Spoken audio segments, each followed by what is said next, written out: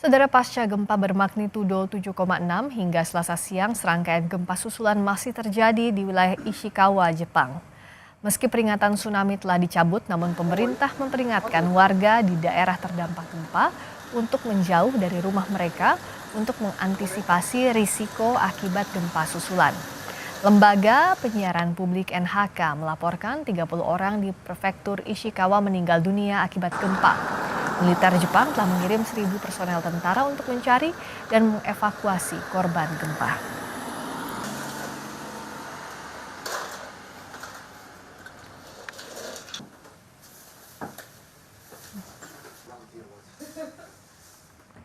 Saudara, hari pertama di tahun 2024, Jepang dilanda gempa bermagnitudo 7,6.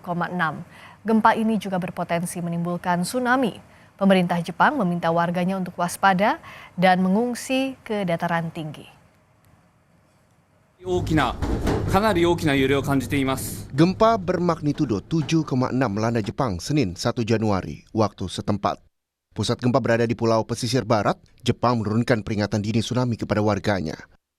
Penduduk wilayah Pulau Honshu di lepas pantai Ishikawa menjadi salah satu daerah yang paling terdampak. Pemerintah Jepang meminta warganya untuk mengungsi.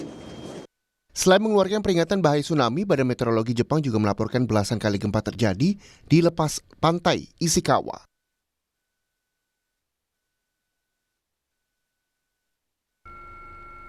Setidaknya 6 rumah rusak dan banyak orang terjebak dalam reruntuhan di Yoshimaya, Hayashi. 32.000 rumah juga mengalami listrik padam di kota Wajima. Seorang warga Tokyo yang sedang mengunjungi kuil saat tahun baru di kota Toyama menyebut guncangan gempa dimulai dengan sangat lambat.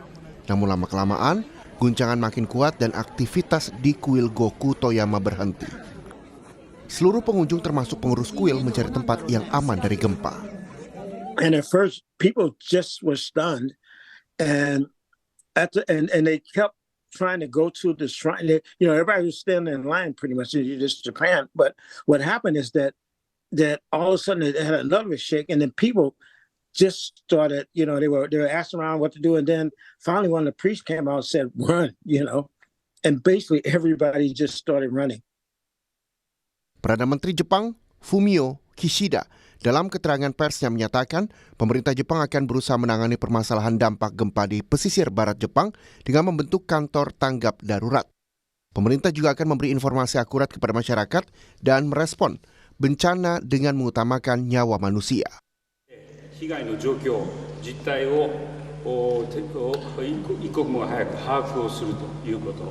3点目は地方自治体とも連携をしながら続きこの強い地震の発生に十分注意していただかなければなりませんし、そして津波の予想されている地方においては Gempa berkekuatan magnitudo 7,6 mengguncang lepas pantai bagian barat Jepang. Kuatnya gempa memicu peringatan tsunami. Sejumlah video amatir memperlihatkan kuatnya guncangan gempa. 6 orang dilaporkan tewas akibat gempa.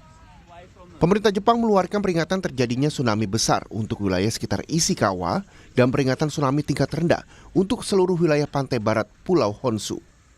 Pemerintah setempat juga memperingatkan warga mengungsi ke dataran yang lebih tinggi. Kementerian Luar Negeri menyatakan lebih dari 1.300 WNI berada di sekitar prefektur Ishikawa, Jepang. Bagaimana kondisi mereka pasca gempa magnitudo 7,6 kemarin? Kita akan perbarui informasinya bersama Direktur Perlindungan WNI Kementerian Luar Negeri, Yuda Nugraha. Selamat malam, Pak Yuda. Selamat malam, Mbak Friska.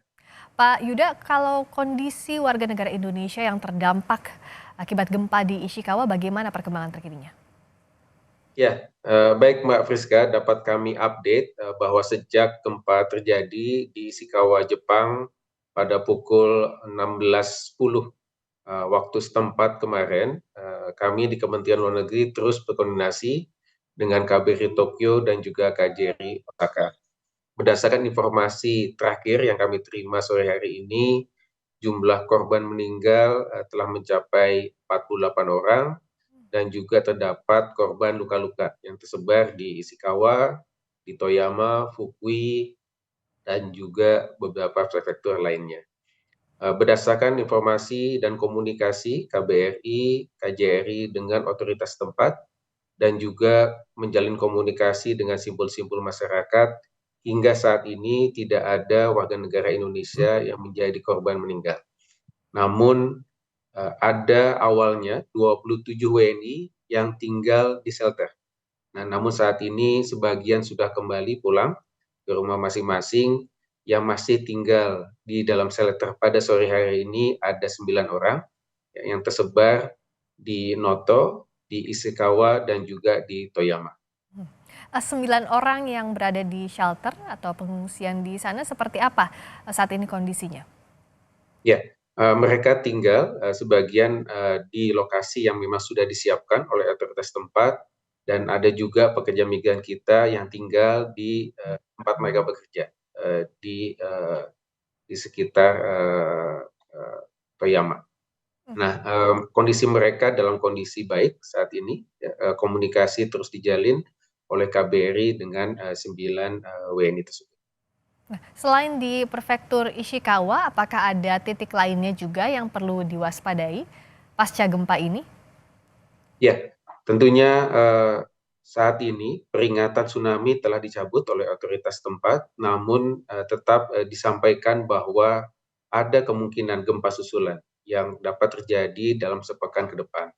Nah, oleh karena itu diminta KBRI dan KJRI juga telah menyampaikan himbauan untuk para WNI agar tetap waspada.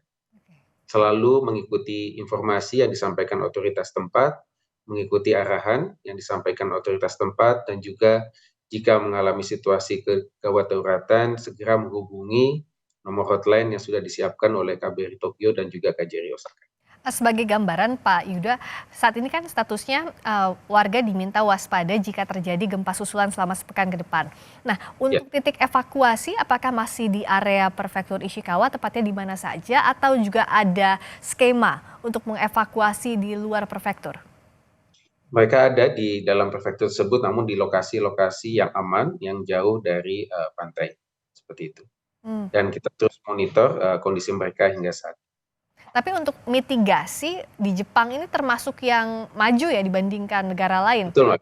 Betul, ya, karena memang Jepang merupakan salah satu negara yang rawan gempa, sangat sering sekali. Tadi kami juga sudah berkomunikasi dengan WNI di sana bahwa mereka juga sering mengalami gempa seperti ini walaupun dengan magnitudo yang lebih kecil sebelumnya. Ya. Sistemnya sudah tercipta di sana, informasi dan juga alert dari otoritas tempat ketika gempa terjadi langsung bisa disampaikan ke HP masing-masing. Dan sekarang imbauan untuk WNI di sana dan jalur komunikasinya seperti apa? Apakah dari pemerintah di prefektur tempat ke Kemlu baru ke WNI atau ada jalur langsung antara Kemlu dan WNI? Ya, tentunya kita menjalin komunikasi langsung dengan para WNI kita yang ada di sana. Ya, ada WhatsApp group juga di sana. Jadi komunikasi terus dijalin antara KBRI, KJRI dengan para WNI yang ada di sana. Kita harapkan semuanya dalam kondisi selamat dan tidak ada gempa susulan, semuanya dalam kondisi yang lebih baik pasca gempa. Terima kasih Pak Yuda, Direktur Perlindungan WNI Kemenlu, Yuda Nugraha telah bergabung di Sapa Indonesia Malam.